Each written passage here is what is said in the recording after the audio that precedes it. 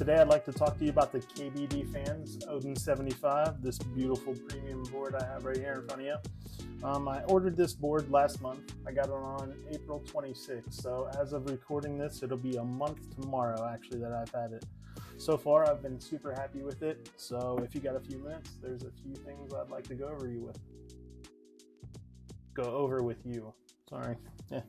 Especially this front chamfer. I really love this front edge. But let's get it. The Odin 75 is a 75% custom aluminum keyboard offered by KBDFans. Now, I've known of KBDFans Odin series, their full-size custom boards, and their quality for quite some time. So when I saw they'd produced a 75% keyboard that was in stock, I had to grab one. The Odin series is marked by the Valk nut, which is basically made up of 3 interlocking triangles and surrounded by the runic alphabet, and they put it on this beautifully mirror polish finished aluminum PVD weight and an almost like sandblasted finish that I personally think was the right choice to complement the mirror finish. In Norse mythology, Odin is known as the ruler of the gods, and naming your keyboard after the ruler of the gods, I mean you're going to have to bring it when you're asking $319 with all the budget options out there.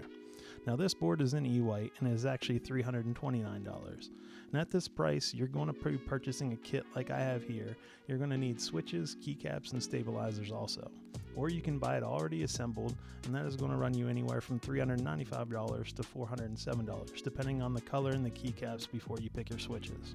They do offer a fairly large list of switch options. From those, you can choose to have your switches lubed and or spring swap for different fees, and they will even add foam stickers under your cherry screw and stabs if you like. Now this board does come with a 1.2mm hot swap PCB with QMK and VIA support, and a lot of flex cuts.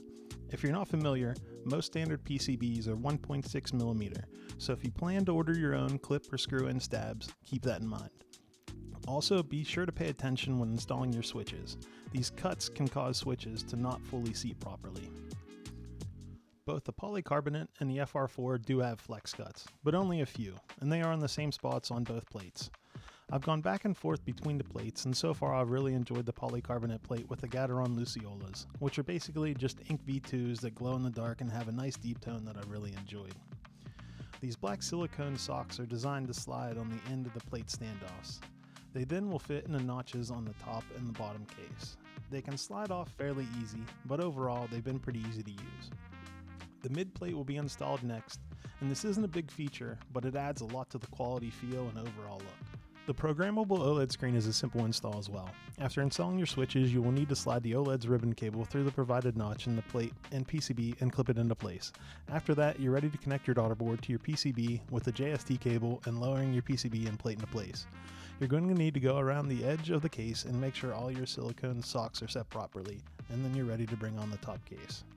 With a 7-degree typing angle along with a front chamfer that give this board a great look and feel. I personally don't use wrist rest often, so having that near 45-degree chamfer on the front make for a pretty comfortable typing experience. The weight is beautiful, and the screen is something you don't often get in this hobby, along with the added look of the mid plate. All of this together, this is a premium keyboard in my opinion. After sliding your OLED screen into place and lowering the top case, you will need to place the black magnetic cover over your OLED screen to secure it into place. Then you are ready to flip it over and secure the cases together.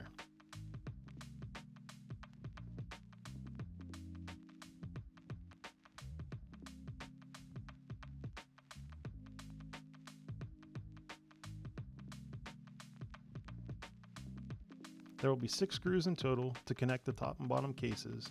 KBDFans does include this yellow screwdriver that you're going to need, so be sure to keep it close if you don't have a screwdriver set. After your last screw, flip the board over, and I would suggest checking everything on VIA next just to be sure all of your switches register. Here's a quick shot of the OLED screen and the words per minute increasing as you type. The website does list this as a programmable screen, but I honestly haven't looked into the different options.